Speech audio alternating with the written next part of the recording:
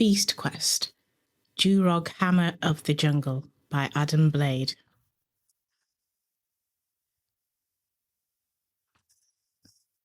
Quake before me, Avantians.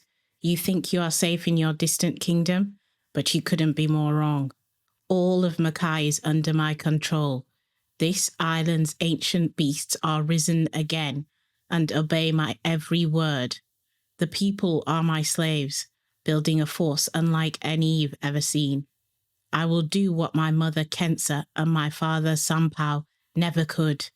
I will have vengeance on Tom and his people. You can muster your soldiers, you can assemble your navy, but you will never be ready. I'll be seeing you very soon. Your soon-to-be ruler, Rhea. Chapter 1. Tropical Storm. Tom's stomach lurched as the flying dinghy listed sharply with a sudden updraft, pitching him against its wooden rail. In a jumble of limbs, Eleanor slid down the bench and slammed into his side. The forested hills of Makai swam sickeningly far below. If we tip any further, we're going to capsize. Lean right, he told Eleanor. She grabbed the rail on her side of the boat. Tom braced his muscles and shifted his weight towards her. The boat levelled, and he let out a breath of relief. Flying's even worse than sailing, Daltek panted, his face greyish-green as he frowned back at them from his seat at the bow. It's this boat, Tom grunted, both hands on the wooden tiller, trying to hold it steady. I don't think it was meant for strong winds or long flights. Tom, Eleanor, and Daltek had taken the flying boat from the elixir wells, where their pirate enemy, Rhea, had been mining the floating fuel to power her flying ships. As well as defeating Larnak, the swarming menace, Tom and his friends had managed to drain away much of the floating elixir in the wells before escaping. Unfortunately, Tom suspected that Rhea had already mined enough to launch an attack on Avantia from the sky. Their only hope now was to stop Rhea building her magical ships, but somehow we'll have to find her first. We're heading for a storm, Eleanor said, pointing ahead. The scattered clouds of Makai drew together, casting deep shadows over the jungle below. Even as Tom watched, the dark clouds thickened and swelled, rolling across the sky. Tom clenched his teeth. Just what we need. He closed his eyes to summon the strength from his golden breastplate, which was part of his golden armour. The suit stood on display, backing King Hugo's palace, but Tom could call on its magic wherever he was. He heaved at the tiller, trying to steer the dinghy around the angry-looking bank of cloud, but at the same moment, a strong wind slammed into the keel, making the craft judder. The sunlight darkened to a murky brown, and a curtain of rain spread down from the clouds ahead. Forked lightning crackled across the sky, followed by a rumble of thunder. Suddenly, the boat pitched. Tom clung to the gunwale with one hand to stop himself falling against Eleanor. Daltek whimpered. The gloom deepened. A rush of heavy rain hit Tom's face. He braced his arms using every muscle to keep the tiller steady, but mighty gusts tore at his body, straining his grip, driving the boat ever closer to the heart of the storm. Hold on, Tom cried as the boat tipped suddenly forwards, making his stomach drop away. Another gust righted the dinghy, slamming Tom back onto the bench. Eleanor crashed down half on top of him, then slid back into her seat. Rain pelted them from every direction. Ah! The tiny dinghy rolled hard to the right, tearing his hand from the tiller. The craft began to spin faster by the moment, whirling like water down a drain. Brace yourselves, Tom called. We're going to crash. He crouched low, hugging the deck. At his side, Eleanor did the same. Pop. Silence rang in Tom's ears as the buffeting wind and driving rain stopped. No. Tom could still see the rain lashing down as they spun, but somehow it didn't reach them. A faint bluish glow surrounded their boat.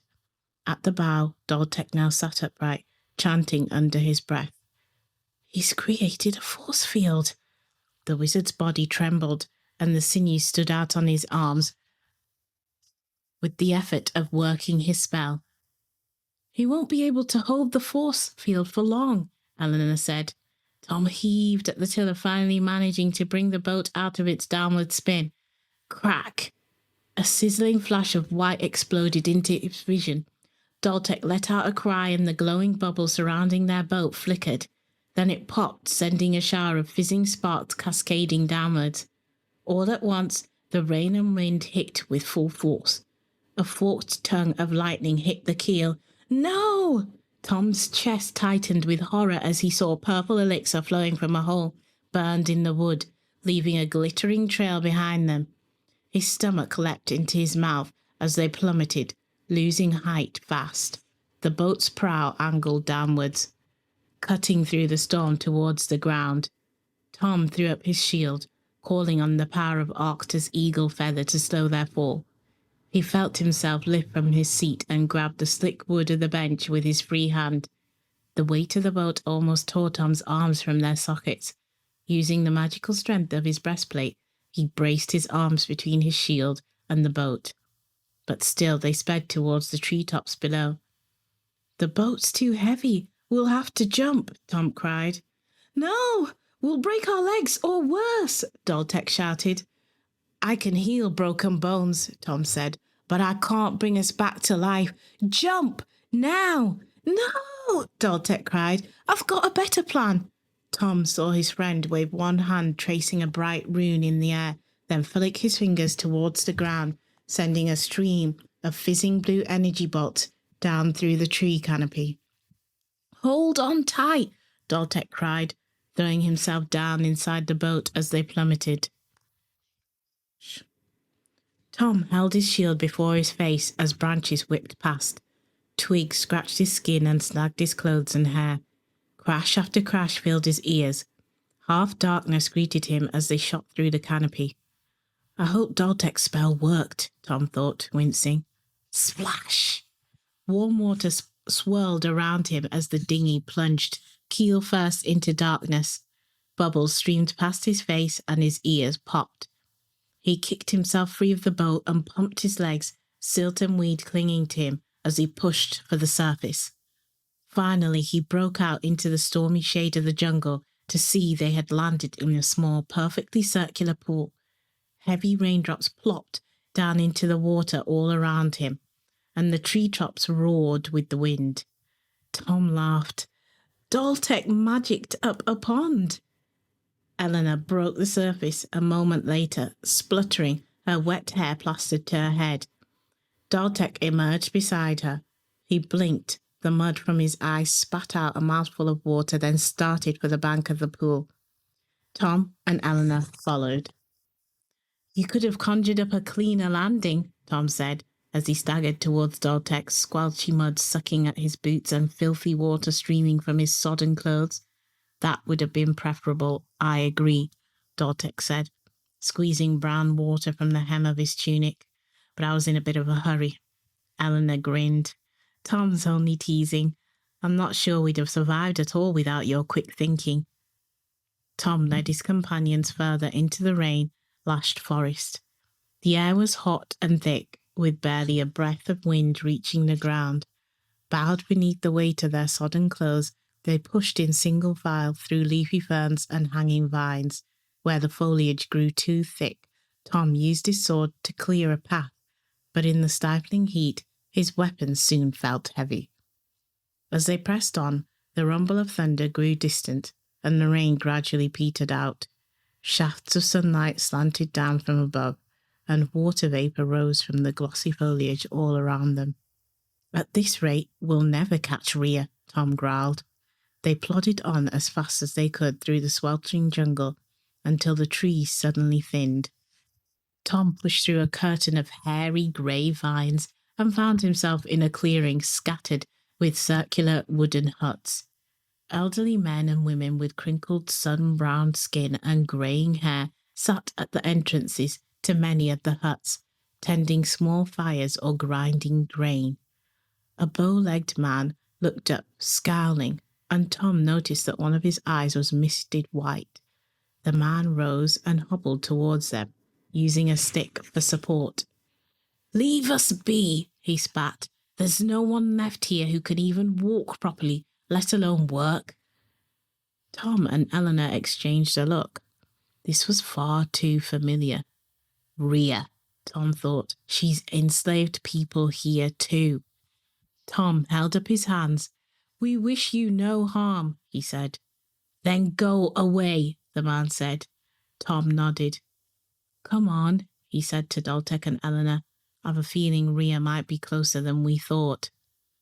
As they left the village behind, the crackle of flames and the thud of pestle and mortar were quickly replaced by the steady chirp of cicadas and the harsh croak of frogs. Birds rustled in the treetops, letting out piping trills of song. The further they walked from the village, the more uneasy Tom felt. He found himself glancing back over his shoulder as if something were watching them from the darkness, something that made his skin prickle and his nerves thrum. A muffled crack from the shadows caused him to spin, but not so much as the leaf trembled in the heavy air of the jungle behind them. "Someone's following us," Tom hissed to Eleanor and Daltek. At the same moment, he heard a soft whistle of air right by his ear. Thud!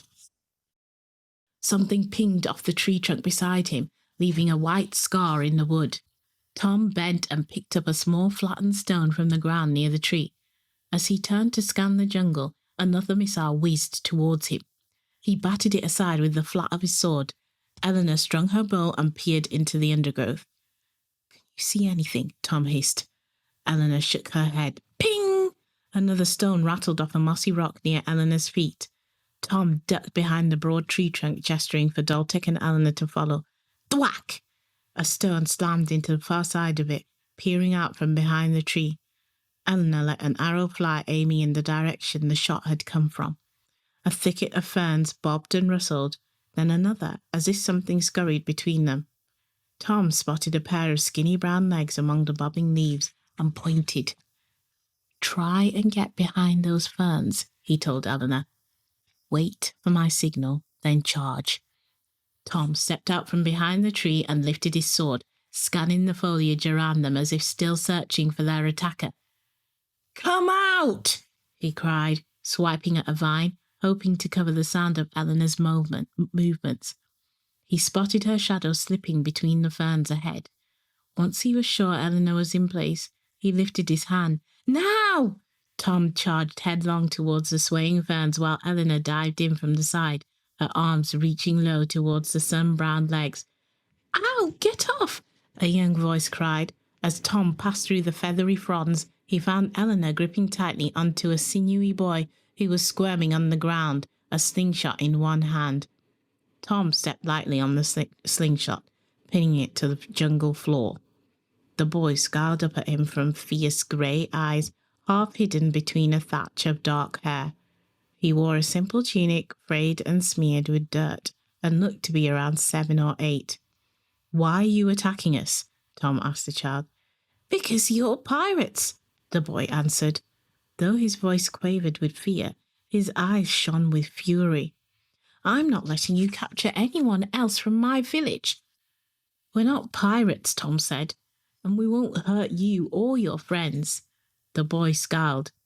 "I know a pirate when I see one. Only pirates walk around the jungle with steel blades." Tom sheathed his sword and knelt slowly at the boy's side. "I promise you, we're not pirates. We've come all the way from Avantia, and we're here to fight the pirates. Do you know why they are taking the people from your village?" Eleanor loosened her grip on the boy, allowing him to scramble up to sitting. The boy shrugged. "No," he said. "After they captured me, I managed to slip my feet from their mankles. I ran until I was sure they couldn't find me." "Why didn't you go back to the village?" Eleanor asked softly. "They took my father," the boy answered. "I'm not going back without him." "Brave words," Tom said. "You sound like just the sort of boy that could help us with our quest. What's your name?" "Isaac," the boy answered. Then his eyes opened wide and he started. "Someone's coming!" he hissed. Tom listened and heard footsteps crashing through the undergrowth. then a harsh, guttural laugh. "He'll be in here somewhere," a rough voice growled. Isaac scrambled under Eleanor's grip, his face drained of colour. "It's them!" he cried. "The pirates!" Chapter 3. Rescue Mission. Tom threw Isaac behind him and shot to his feet, brandishing his sword as 3 tattooed men stepped from the undergrowth. He charged straight for the biggest of the 3, a bald man with thick red beard and ice-blue eyes. Eleanor bent down double and let out a scream, bundling towards the middle pirate, a short, fat man with an eye patch. Before the bearded pirate could even lift his whip, Tom leapt forwards. Crack! He whacked the man over the head with the butt of his sword. Beside Tom, Eleanor drove her shoulder hard into the fat pirate's rounded gut. Oof! The man doubled over, puffing and blowing. Eleanor chopped him neatly over the back of the neck with the side of her hand. He staggered, then toppled forwards, crashing face first into the dirt beside the pirate Tom had struck. "Stay back!" Daltek cried. Tom spun to see his friend wielding a thick branch like a club as the last of the pirates, a lanky youth with greasy hair, lurched towards him. Leather whip raised, something whizzed past Tom's cheek. The pirate staggered back, blood trickling from a cut on his forehead. "Got him!" Isaac cried. Daltek dived forward, swinging his branch with such force it splintered to fragments as it struck the lanky pirate's skull. "Nice work, team," Tom said as the youth slumped to the ground beside his comrades. "Now we need to go and stop Rhea and free the villagers, and thanks to these 3 ruffians, I have an idea." A short while later, the 3 pirates lay on the ground, wearing nothing but their underclothes. Eleanor grinned at Tom and spread her arms wide. "How do I look?" she asked, turning slowly. Tom wrinkled his nose. A filthy white shirt with a tattered lace ruff covered her tunic. She'd pulled a leather belt tight about her waist to hold up baggy trousers tucked into high leather boots. A grimy bandana hid her spiky hair, and she wore a leather eye patch over one eye. "You look as bad as I smell," Tom said, glancing down at his own grubby pirate garb, a leather waistcoat and striped pantaloons that felt stiff with layers of dirt, and a blue neckerchief that stank of old socks and onions. Daltek wore an open-necked shirt with flowing sleeves under a faded red waistcoat, and held one of the pirate's whips in his hand. As he caught Tom watching him, the wizard twisted his face into an ugly leer. "Yah! What you looking at, landlubber scum? I'll make you walk the plank." Eleanor giggled and shook her head. "You might just pass for a pirate if you don't open your mouth," she said. "That accent is terrible." Isaac, too small for the pirate's clothes, had tied a red sash round his waist and covered his dark hair with a striped handkerchief. "Ready?" Tom asked, shoving an iron key into his pocket. Isaac had found it on one of the pirates and recognized it as the key to the village's manacles. The young boy lifted his slingshot with a grin. "Ready," he said. Eleanor nodded. "Me too." Daltek shrugged. "As I'll ever be," he said. Isaac led them deeper into the jungle. Apart from the occasional alarm call from a startled bird, Tom heard nothing. Before they had travelled far, he noticed broken twigs and crushed foliage in their path. "People have passed this way recently," he told the others. "Hopefully the trail will lead us to Rhea." The track of scuffed earth and snapped branches widened as they followed it. Soon Tom could see bright sunlight slanting down through a clearing in the tree canopy ahead. The rich smell of soil filled the muggy air. When they reached the patch of sunlight, Tom stared down into a huge dark hole ripped in the forest floor, lined with hairy roots. The sight sent a chilly finger of dread down his spine. Daltek let out a low whistle. "Something tore a whole tree from the ground," he said. "But what?" "One guess," Eleanor said. "A beast, clearly," Tom said. "But what kind?" "There's another hole over here," Isaac called. He'd scampered further along the trail. Tom trod carefully towards the boy, studying the soft earth of the forest floor as he went. He quickly spotted what he'd been looking for: deep, widely spaced claw marks. His gut tightened with worry. A huge one by the looks of it, Eleanor said, scanning the tracks. Tom took the lead, his sword raised and senses sharpened by the adrenaline coursing through his veins. Above the steady beat of his heart, he could hear the distant thud of axes on wood. They passed more gaping holes in the forest floor. Tom kept low, skirting between bushes and tree trunks, picking his way carefully around the craters. The thunk of axes grew louder. Before long, Tom could make out the crack of whips and angry shouts and cries of pain. He pressed through a thicket of spiny bushes, then drew back, pity and fury swelling in his chest. He gestured to the others to stop. Ahead lay a wide clearing, busy with activity.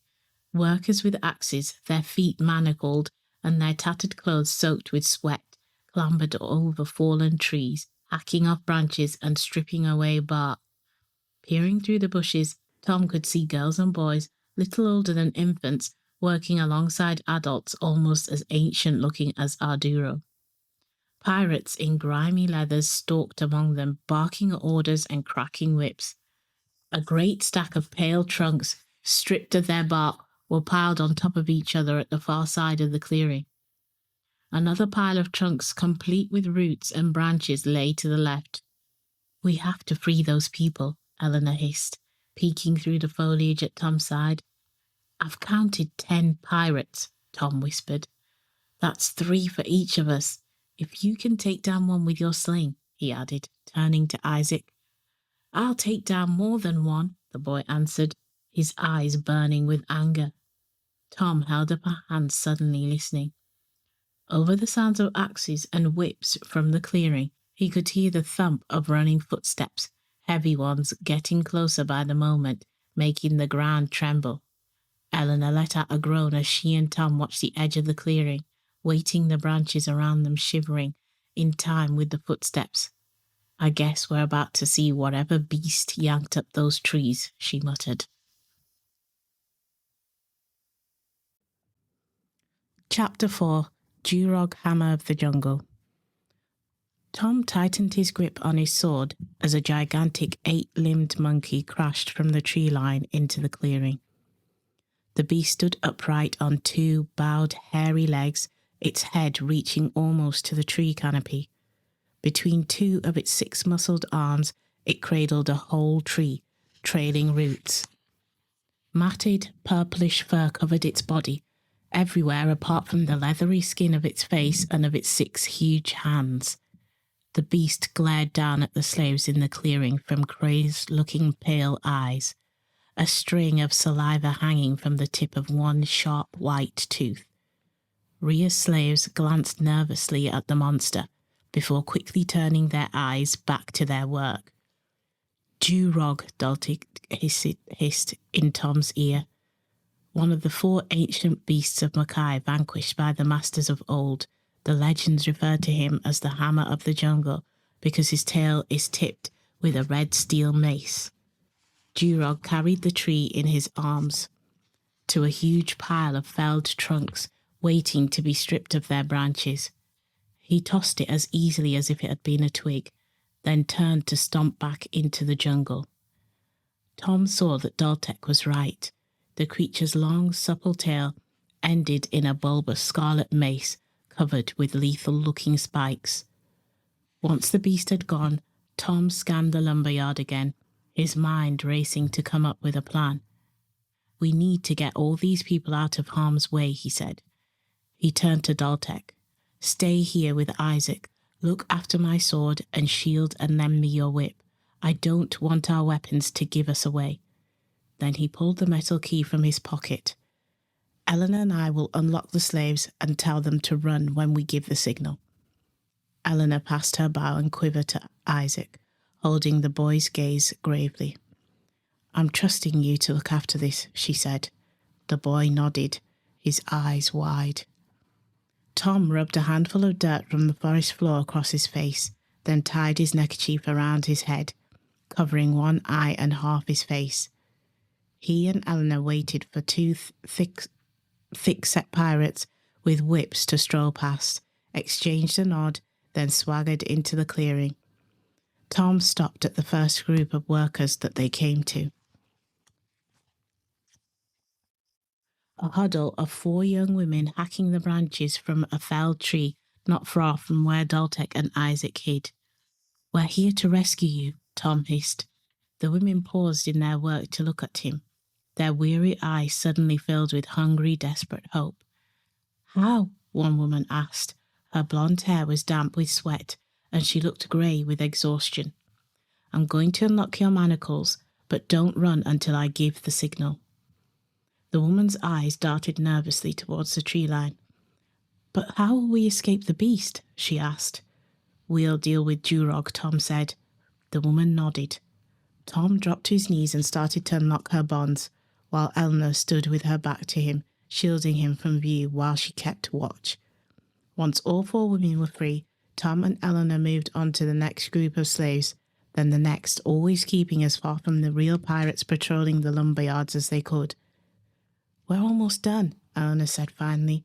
"Just those few men over there left to unlock." She pointed at half a dozen men who were splitting a long white log into planks. The men had stripped to the waist and their skins shone with perspiration. As Tom started towards the group, he heard a familiar crackle from above.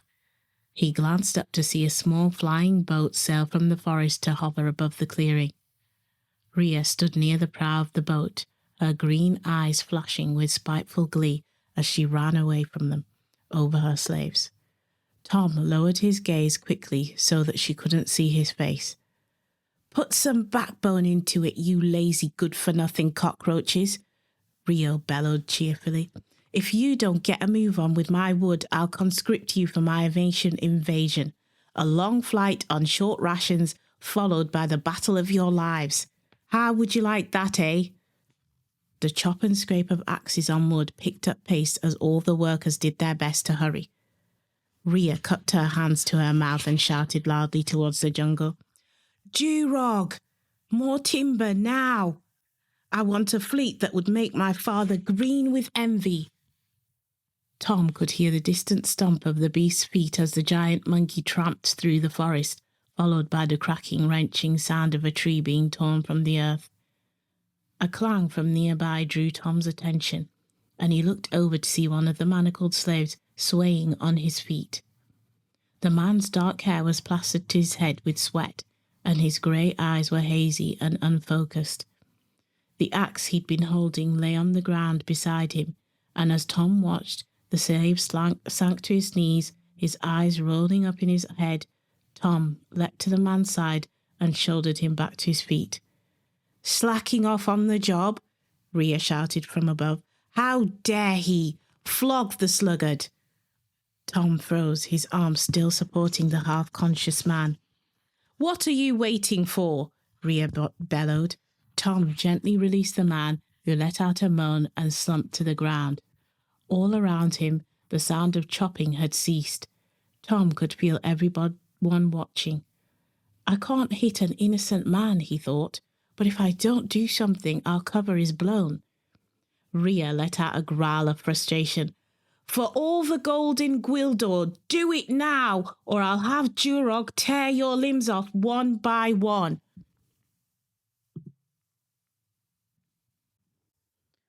Chapter 5. A Rough Ride. Tom stood frozen, staring at the fallen worker, his whip a leaden weight in his hand. Suddenly he heard a twang. Something whizzed past him. "Gah!" Rhea yelled. "What's going on?" Tom looked up to see her flying dinghy rocking wildly, one of Eleanor's arrows half buried in its hull. Rhea clung to the wooden rail, her green eyes flashing with fury as she tugged at the tiller, trying to steady her craft. Glancing back to where he'd left Daltek and Isaac, Tom saw the young boy scowling up at Rhea along the length of another arrow, Eleanor's bow clasped in his hands. "No one strikes my father!" Isaac cried. Tom let out a groan. He couldn't blame Isaac for protecting his father, but still, a terrible sinking feeling settled in his gut. Things are about to get ugly. "Is that right?" Rhea hissed, smiling sweetly as her eyes fell on the boy. Then she scowled. "Well, no stinking little urchin thwarts my plans." Daltek tugged Isaac back into the shelter of the bushes. "Jurog," Rhea called in a high sing-song voice, "I have a job for you."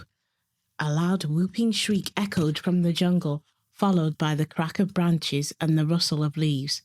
High boughs at the end of the clearing bucked and swayed as Jurog swung from the treetops, landing before Rhea with an earth-shaking thud. "A little bug needs crushing," Rhea told the beast, "and I know how much you like that sort of thing."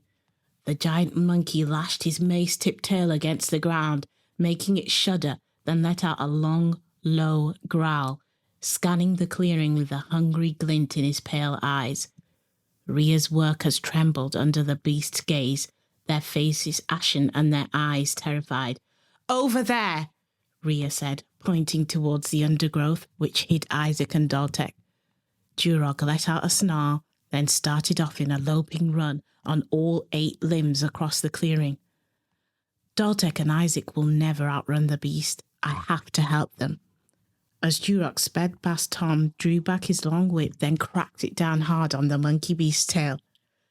Jurog snarled and turned, his eyes narrowing and his teeth bared as he scanned the clearing for his attacker.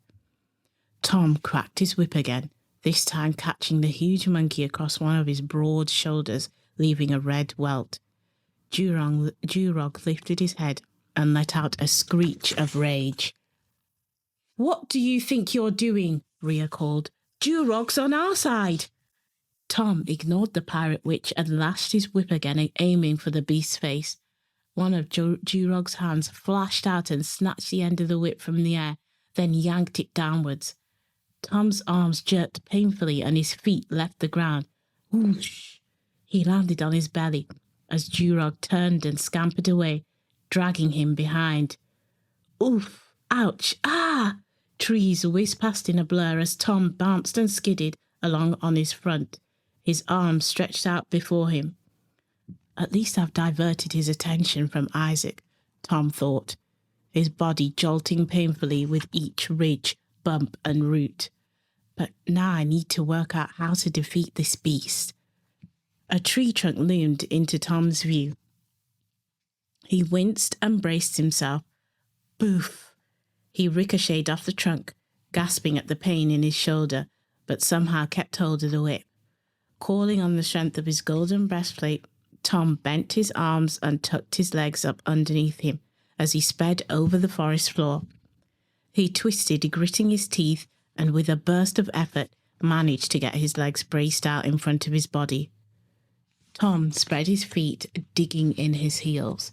His feet ploughed ditches in the soft earth as he heaved on the whip, trying with all his magical strength to slow Jurog's frantic pace. Tom fell to the ground as Jurog came to a sudden stop.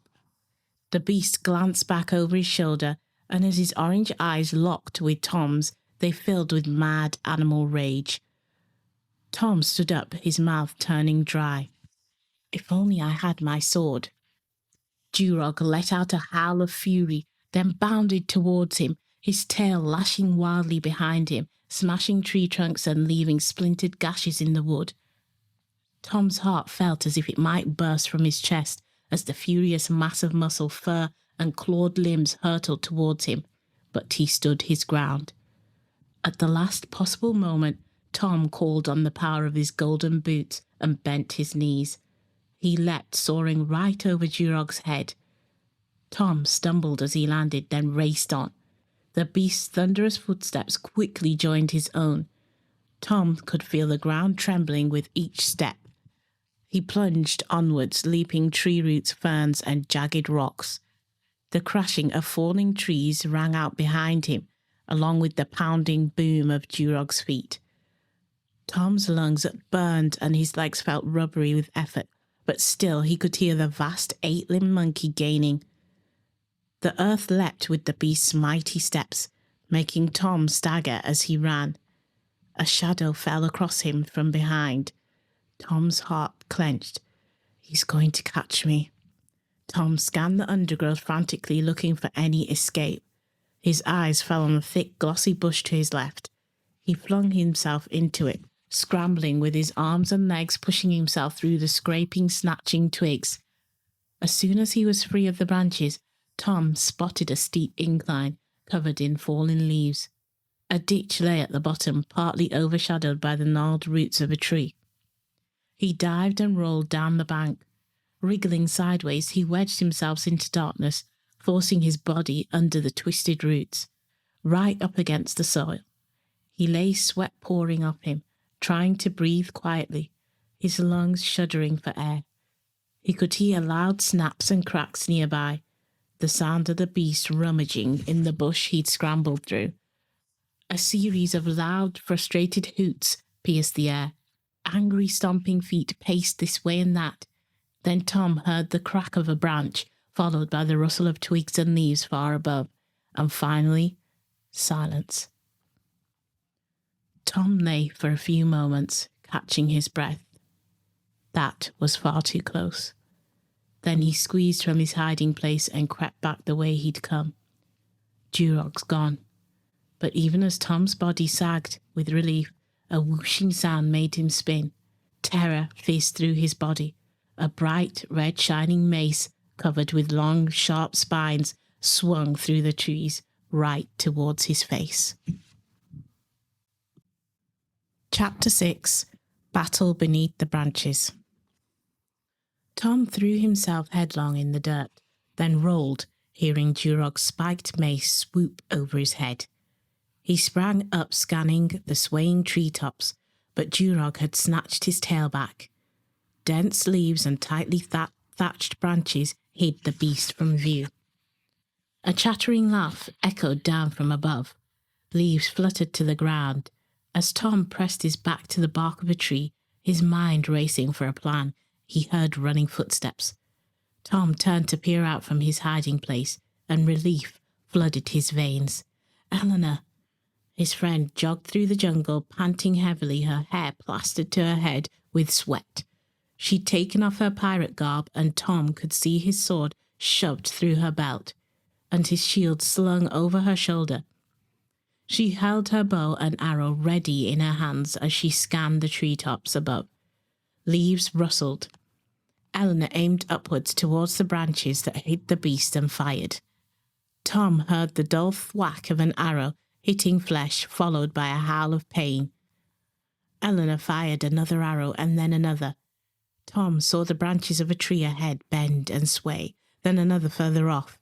The beast's retreating. Tom stepped out before Eleanor. "Thank you," he said. "I really thought I was finished." Eleanor rested her hands on her knees, gasping for breath. "I tracked you as quickly as I could," she said. "But that monkey's fast. Luckily your trail wasn't hard to follow." Tom rubbed his aching shoulder and winced. "Tell me about it. I made it with my body." Tom shrugged off his pirate clothes and tore the bandana from his head. "Phew," he said as a breath of air reached his sweaty skin. Eleanor handed Tom his sword and shield. "We'd better get going," she said. "Somehow we need to defeat that monkey beast, and that's before we can even think about facing Rhea and her men." Together they edged into the trees after Jurog. Before they had travelled far, Tom heard a swish that made his guts twist with fear. He spun to see Jurog's tail swiping towards Eleanor. "No, you don't!" Tom shoved Eleanor aside and swung his sword for the beast's hairy tail, but the beast whipped it up out of reach. Eleanor steadied herself against a tree, aimed her bow and let an arrow fly. Tom heard another fleshy thunk, followed by a furious scream.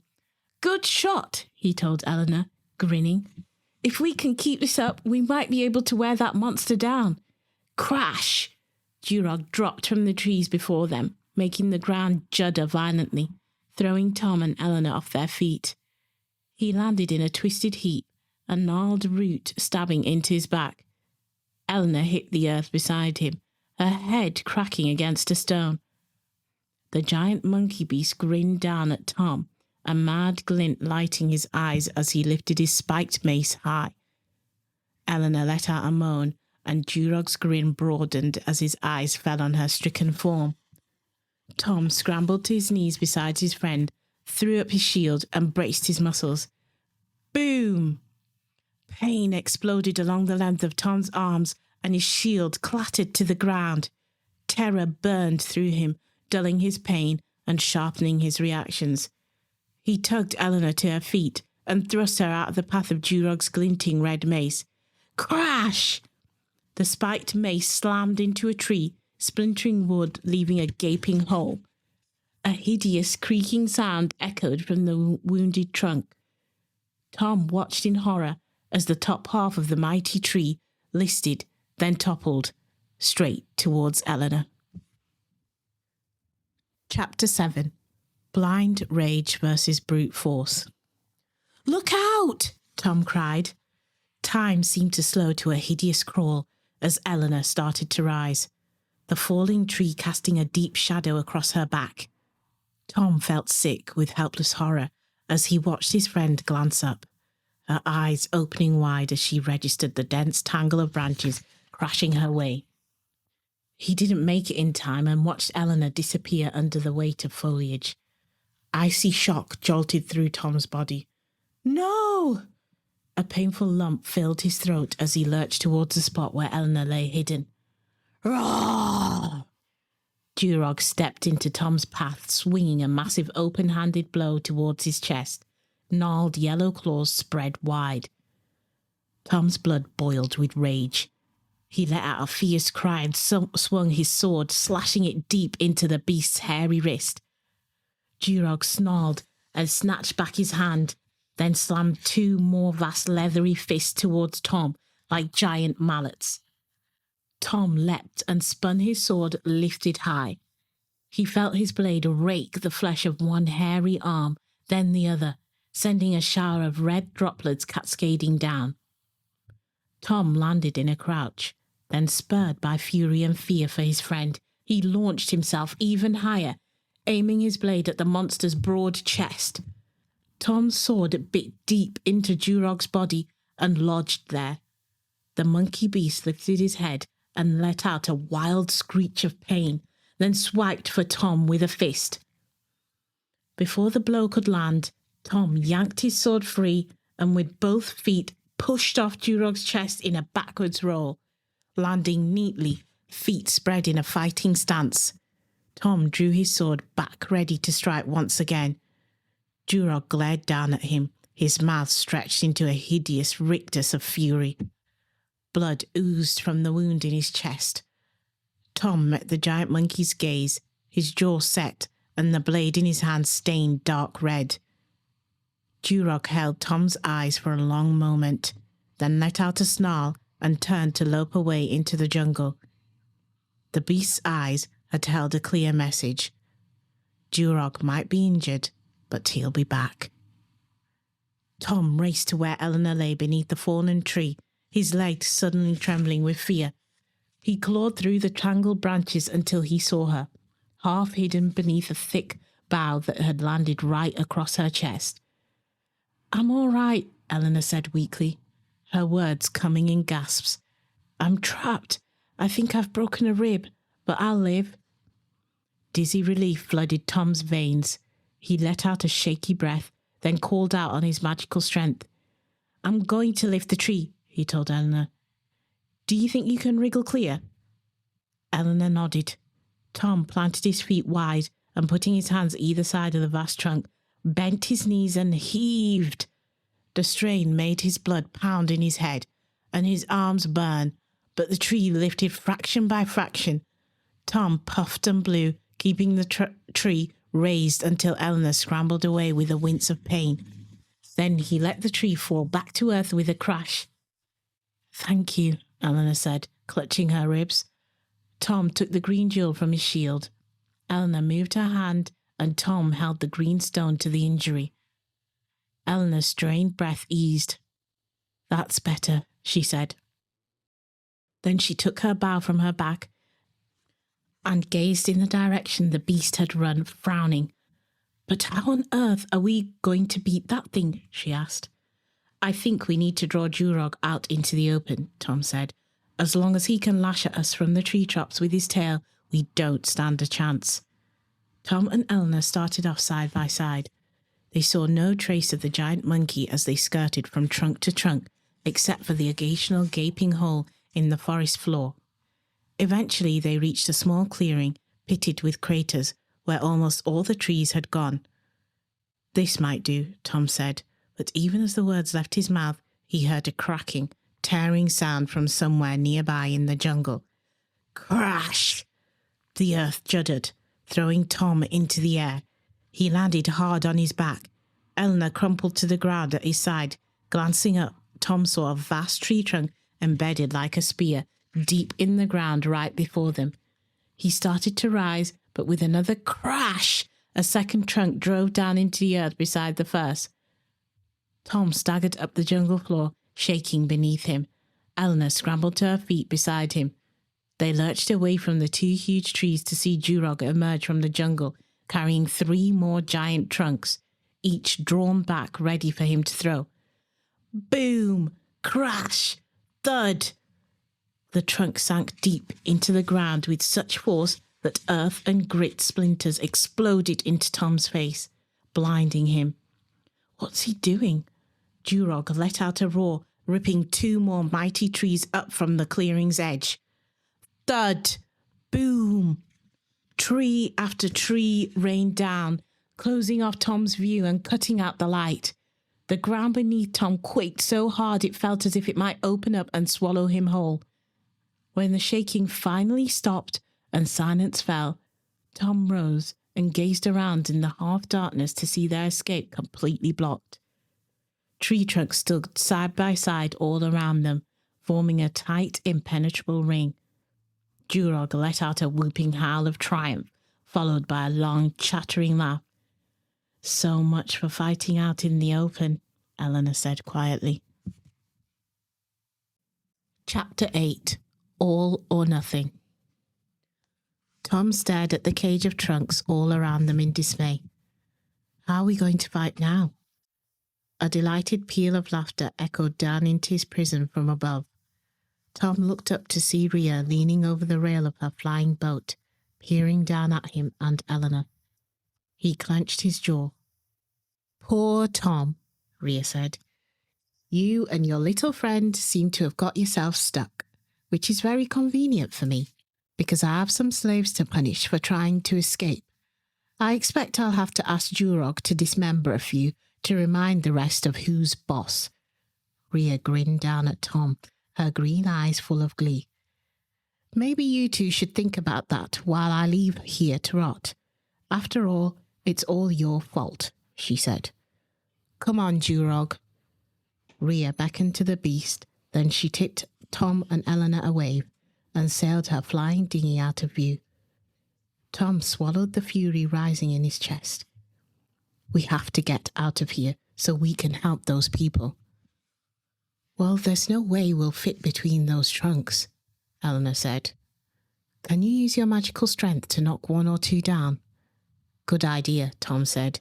He called on the strength of his golden breastplate, then leapt feet first at one of the giant trees. The impact sent him flying backwards. The tree trembled and a few leaves fluttered down, but it didn't budge. "Let's try another tactic," Tom thought. He wrapped his arms around a thick trunk, bent his knees, and heaved upwards. The blood soon thundered in his skull as he strained every muscle. Nothing.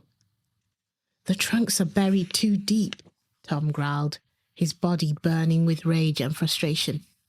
"There's no way to get out. Ugh." He focused to harness the power of his golden breastplate one more time, drawing back his fist and driving it hard into the nearest trunk. The wood splintered, leaving a deep dent in the trunk. "Well, that seems to work quite well," Eleanor said. Tom turned to her, grinning, suddenly feeling foolish and hopeful at the same time. "Stand back," he said. Then he swung his fist over and over at the trunk. After 6 blows, he punched through to the other side, then set about widening the hole until it was just big enough for them to wiggle through. Eleanor went first, squirming easily through the opening. Tom scrambled after her, the jagged wood snagging at his clothes, then tumbled out into the clearing. Tom got to his feet and drew his sword. "Follow as fast as you can," he told Eleanor. "Good luck," Eleanor called as Tom raced back through the jungle using the speed of his magical leg armor. He only slowed his pace when he reached the edge of the clearing, where Rhea worked her slaves. Despite his speed, he could already hear the pirate witch bellowing orders, as well as the booming thump of Jurog's footsteps. "Tom!" a familiar voice called. Tom turned to see Daltek step out from behind a mossy rock. "I have a plan to defeat the beast," the wizard said. Daltek beckoned excitedly for Tom to follow him behind the rock, where Isaac crouched before an immense pile of metal chains. "We sneaked into the clearing and gathered all the chains we could find before Rhea could capture her workers again," Daltek said. "Unfortunately, with Rhea's beast still on the rampage, the workers were too afraid to flee, although all her pirates seemed to have vanished. Anyway, I used my magic to forge these chains together." Tom ran his eyes over the huge pile of chains and smiled. "I reckon I know what you're thinking," he said. "Wait here for Eleanor. I'm going to snare a beast." Calling on the magical strength of his golden breastplate, Tom slung the mass of loot chain over his shoulder. With a free length gripped in one hand like a lasso, Tom strode out into the clearing. Jurog stood in the center of the space, swinging his tail this way and that, sending it crashing down close to terrified workers. Rhea stood tall in her dinghy, high above, laughing as her slaves cowered in terror or ran for their lives. "Pull a few legs off," Rhea called, down to Jurog. "That'll keep them from running." Jurog shrugged. His huge shoulders then reached a giant hand towards a young woman, pressed up against a pile of logs. The woman's knees gave away with horror, and she covered her face with her hands. It's now or never, Tom thought. Before the beast could snatch the woman from where she cowered, Tom swung the length of chain in his hand and lashed it towards Jurog's legs. The chain wrapped twice around the monkey beast's ankle. Jurog snarled, his head whipping round, eyes blazing with fury. Tom wrenched the chain hard, pulling it tight, making Jurog stagger back from his prey. Then Tom ran. From above, Tom could hear Rhea shouting curses as he charged in circles around the beast, binding the creature's legs tightly together. Huge fists swiped his way, but each blow missed as Tom sprinted on with magical speed, only stopping when he ran out of chain. Then with one mighty wrench, Tom tugged the end hard. Jurog let out a furious snarl and toppled, huge arms flailing as he crashed towards the ground with a mighty boom that sent tremors through the earth. The beast twisted and snarled, trying to push himself upright, but as Tom watched, a surge of villagers rushed towards the beast's fallen body, grabbing Jurog's arms and pinning them down. Jurog's tail lashed back and forth, striking blindly towards the people, swarming his body. Suddenly one dark-haired slave leapt from the beast's back, wielding a huge axe with both hands. Isaac's father, Tom realized. Powerful muscles stood out on the man's lean arms as he drew back his axe, watching the writhing tail. Chop! Isaac's father hacked the spiked mace free. The beast's hairy tail writhed harmlessly for a moment more, then blurred before Tom's eyes and vanished. The villagers on Jurog's body let out cries of surprise and alarm, jumping back from the beast as the giant monkey's body faded into the dirt, leaving just a pile of chain and a spiked red steel ball. "You and your friends might have spoiled my fun, Tom," Rhea called from above, "but don't think you can stop me. You're nothing but a fly in a mug of grog. I'll spit you out." Anger coursed through Tom's veins. He let out a hoarse cry of rage and leapt. The power of his golden boots carried him high up over the clearing to land with a thud in Rhea's boat. The vessel rocked wildly beneath his feet, then lurched forwards to soar over the jungle. Rhea's mouth opened in shock as she staggered to get her balance. Then her green eyes narrowed to get angry slits. Her hands whipped out, closing around Tom's throat. Tom quickly returned the favour, placing his hand either side of Rhea's neck. Red spots swam in his vision as Rhea's grip tightened, but Tom knew his strength was greater. If only he could bring himself to use it. Suddenly, Tom felt Rhea's grip around his throat weaken. She let out a strange, breathy, wheezing sound, tears leaking from her eyes.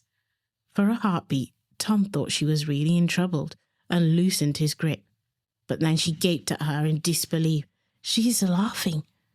"What's so funny?" Tom demanded, dropping his hands. "You are," Rhea said. "It doesn't matter if you kill me. You see, my fleet is ready and will attack regardless. Turn around, Tom. Take a look." She gestured out over the jungle towards the glinting shoreline of the island. Tom turned and immediately felt as if the breath had been punched from his body. So that's where Rhea's pirates went. All around the tip of the island, bobbing in the ocean and hanging in the air, floated rows and rows of square-rigged pirate ships, cannons poking from their hulls. A whole armada of magical vessels ready to sail for Tom's homeland. He stared in dismay, his body bowed beneath the terrible weight of defeat. Sickness rose in his throat at the thought of all the people who would suffer, all the people he had failed. "Avantia will be razed to the ground," said Rhea, "and there's nothing you and your pathetic friends can do to stop me." But through the hopelessness in the pit of his stomach, Tom suddenly remembered Arduro's words on the day he set out on this quest. 4 magical tokens, the former wizard had said. 4 ancient beasts. The final beast must guard those ships. Tom scanned the waiting vessels and balled his fist, determination swelling in his chest. "While there's blood in my veins," Tom vowed, "not a single one of those ships will ever set sail for Avantia. Whatever it takes, I'll defeat that final beast, and Rhea and her pirates too. This is all or nothing now." The end.